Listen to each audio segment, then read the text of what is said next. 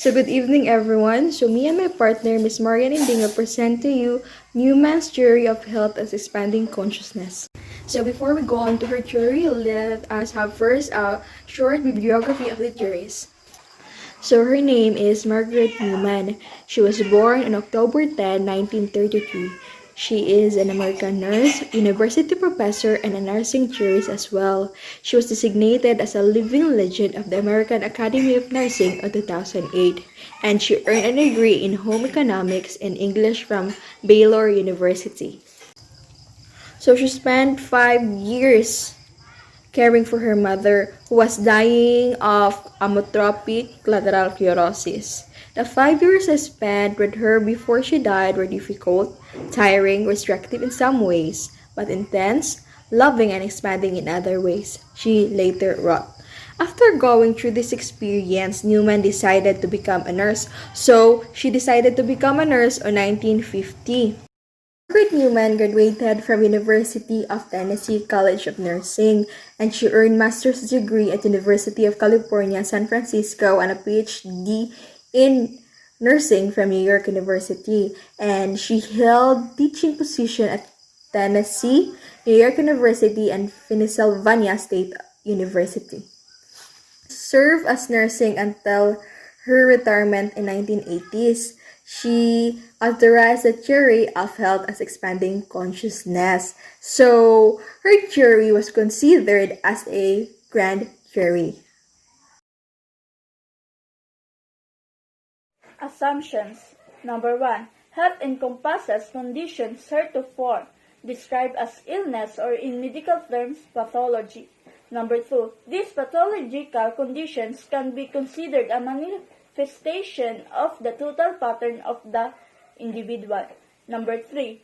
The pattern of individual that eventually manifests itself as pathology is primarily exists prior to structural or functional changes. Number 4. Removal of the pathology in itself will not change the pattern of the individual. Number 5.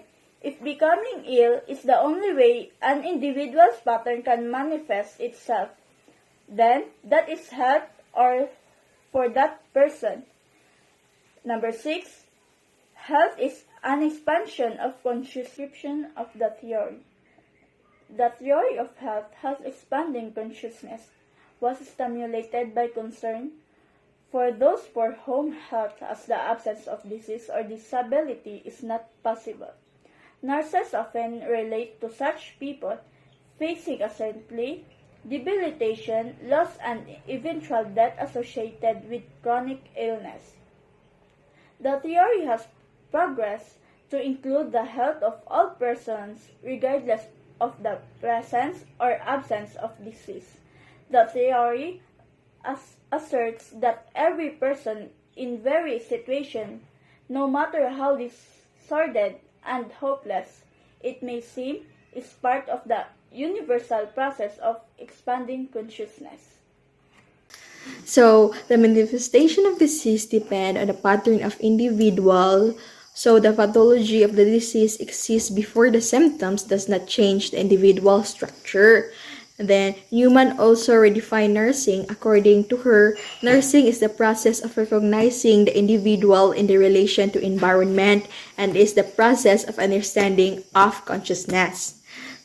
The nurse helps to understand people to use the power within to develop the higher level of consciousness. So, as a nurse, it is duty na niya nga ipasabot sa iyang client or sa iyang patient about sa sakit niya para ang iyang patient ma-aware kung unsa jud ang iyang sakit. Help to realize the disease process, its recovery, and prevention. So, ang nurse tabangan niya or iyang tabangan ang iyang pasyente or client na masabtan ang disease process, ang recovery, and prevention. So Newman also explains the interrelatedness of time, space, and movement. Time and space are the temporal pattern of the individual both have complementary relationship. Humans are constantly changing through time and space, and it is shown unique pattern of reality. So, ang tao mag-usog man jud siya, di ba? Example, kanang ma-high blood siya. O nakabalo siya nga na siya sakit nga high blood. Of course, iyan ang usbo ng iyang lifestyle. Example sa pagkaon, di ba? Dapat dili na siya mukha atong mga maka-high blood nga pagkaon para dili na siya ma-high blood or tigtawag na siya na prevention. Nursing paradigms. Health.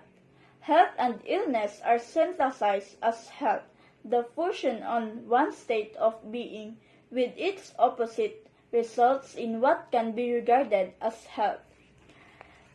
Whether you are well or not in your state, it can be regarded or referred as health. Nursing paradigm. Nursing is the caring of the human health experience.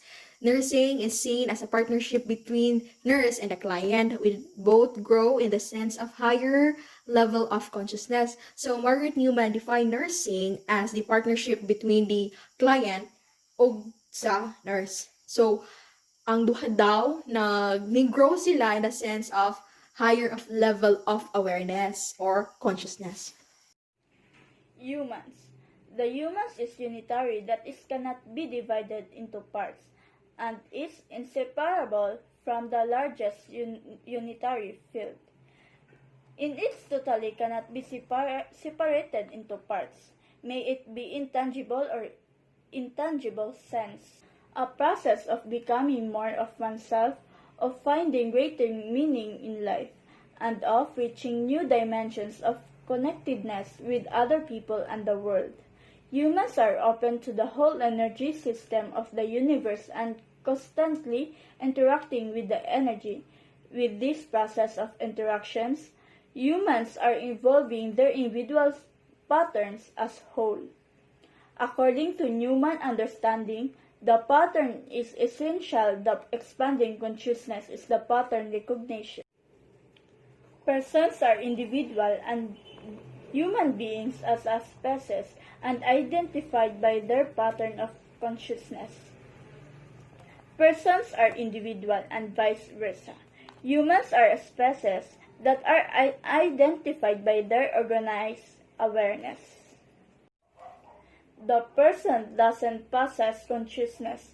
The person is consciousness. Persons are centered of consciousness within an overall pattern of expanding consciousness. A person is consciousness in itself, not the owner of it, and this consciousness is not stagnant but rather expanding. So the last nursing paradigm is environment. So Margaret Newman described environment as the universe of open system. So we have strengths and weakness. Strengths can be applied in any setting and generates caring interventions. Weakness, abstract, multidimensional, qualitative, little discussion and environment. Clarity. Semantic clarity is evident in the definition, description, and dimension of the concept of the theory. Simplicity. The deeper meaning of the theory of health expanding consciousness is complex. The theory as a whole must be understood, not just the isolated concept. Generality. The theory has been applied in several different cultures. It is applicable across the spectrum of nursing care situations. Empirical precisions, quantitative methods are inadequate in capturing the dynamic changing nature of this theory. Derivable consequence. Newman's theory provides an evolving guide for all health-related disciplines. So, conclusion of the theory. So, Newman's theory can be conceptualized as a grand theory of nursing, and human cannot be divided into parts. Health is central to the theory and is seen as a process of developing awareness of self and the environment. And lastly, consciousness is the manifestation of an evolving pattern of person-environment interaction. And that would be the end of our report.